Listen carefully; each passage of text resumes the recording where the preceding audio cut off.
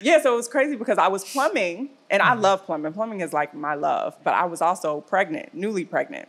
And so I was like, okay, I'm not going to be able to be plumbing up until, and my husband and I were trying to figure out like, what was I going to do to supplement our income while I was pregnant and couldn't work, So this kind of fell in my lap. I was like, great.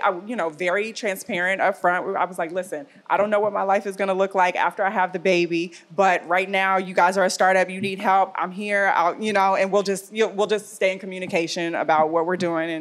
And that's what happened. And then I ended up plumbing up until 2 a.m. the night before I gave birth. What? So I got 2 jobs, and I love them both, and now I don't know what to do, man.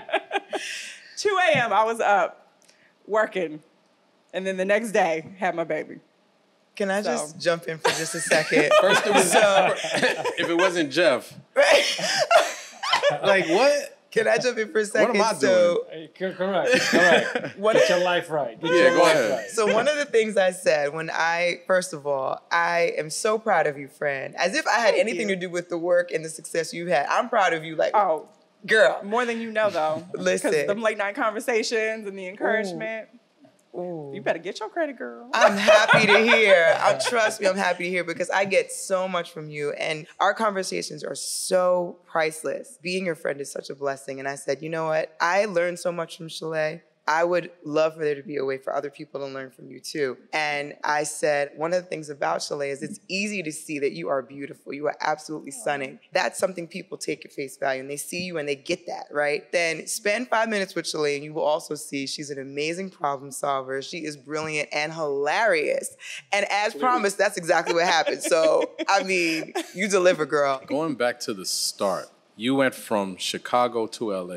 Mm-hmm. What was the catalyst for that? Like, what made you leave Chicago?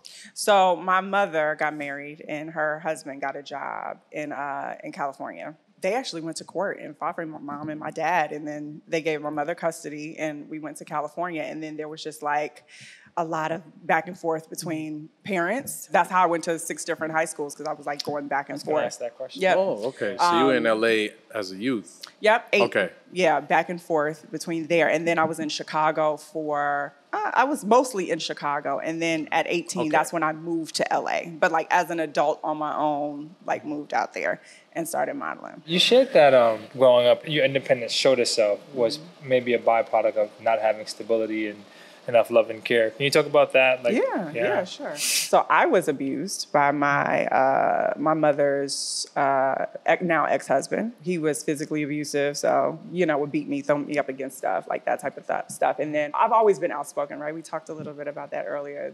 So when I experienced something, I would say something, right? And then I would get in trouble for it.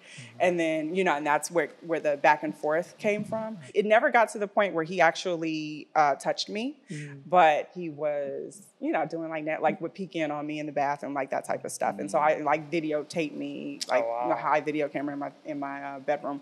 And so I told, and so. Good for you. But no one believed me.